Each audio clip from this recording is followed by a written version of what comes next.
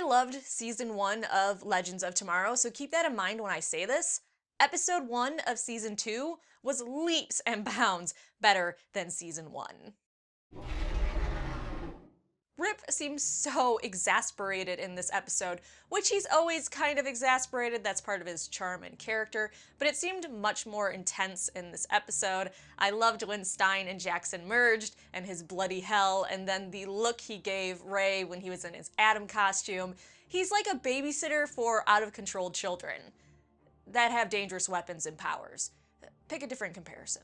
I loved him continuously drinking as his team was just fucking up. He's a man after my own heart. But I'm really sad to see Rip go, but we know that we're going to see him in the future because they promised us to see a lighter side of him, and I don't think we exactly saw a lighter side of him this episode.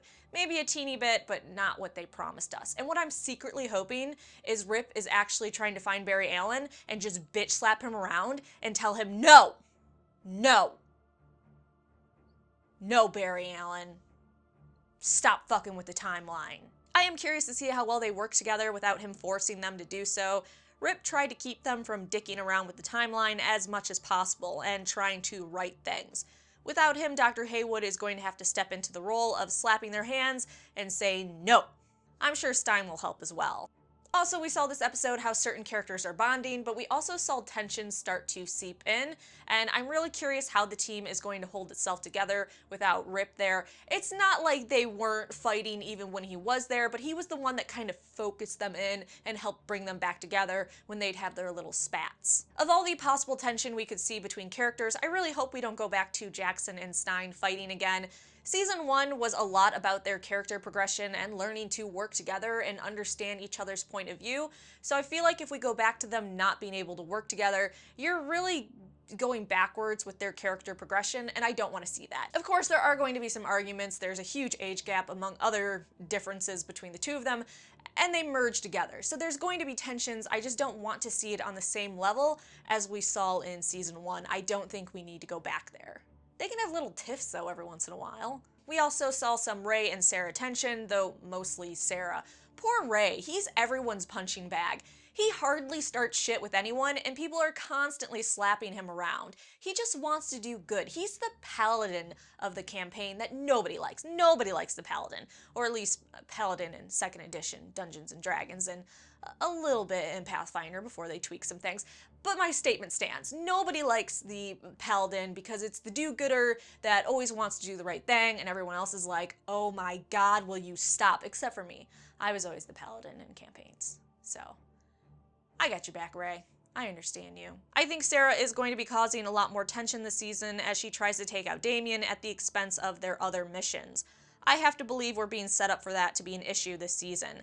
And I really hate to say this, but I'm betting at one point, after causing all these problems for the team, finally Sarah will have the chance to take out Damien or save someone on her team, or maybe her entire team, and she'll pick her team instead, therefore giving her character growth. That's a super obvious way to drive her character though, so I hope I'm wrong. I am also ridiculously happy that she's basically the Kirk of this show, just hooking up with any woman she finds. One part of the episode that I found particularly funny, so after Rip disperses them through time and Dr. Haywood and Heatwave go to rescue them, first they go find Ray, and my god is his wig just awful, but we're not going to focus on that. That wig was awful. So they get Ray on board, and he gives himself a fresh haircut and a shave, which I think is fine because perhaps Dr. Haywood said, hey, I have to find the next person, it's gonna take some time, so maybe take a goddamn shower, you smelly monster. And so that's what he did. So the last person they find is Sarah, and when they find her, her hair is all crimpy and wavy. The very next scene,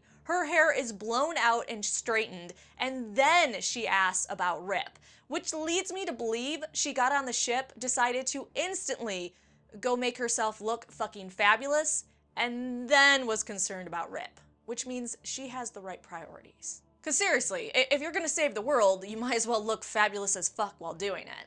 Though my headcanon is that she asked and they said it's gonna take some time, she went and just made herself look gorgeous, came back, and then was like, hey, any update?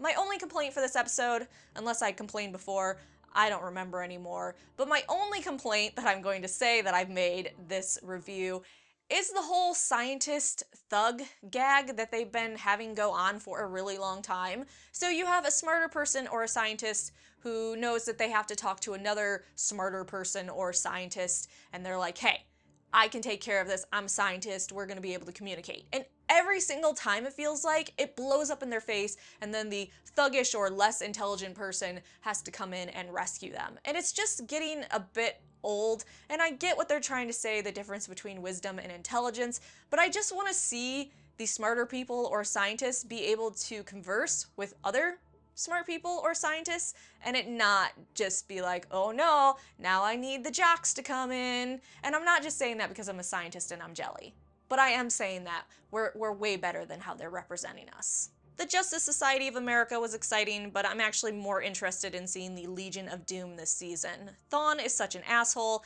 and him gathering his Legion only means he's going to be doing more time fuckery than Barry. And that's saying a lot, because Barry really, really likes to stick his dick in the timeline. Damien is such a bamf, and I also love his actor, so I am equally excited just to have him on the show. So those are my thoughts on the first episode of Season 2. What are your thoughts? What are your likes, dislikes, and what do you hope to see for this season? Make sure you like this video, subscribe, and come back for more TV reviews every week. I also do comics, Star Wars, Game of Thrones, and more.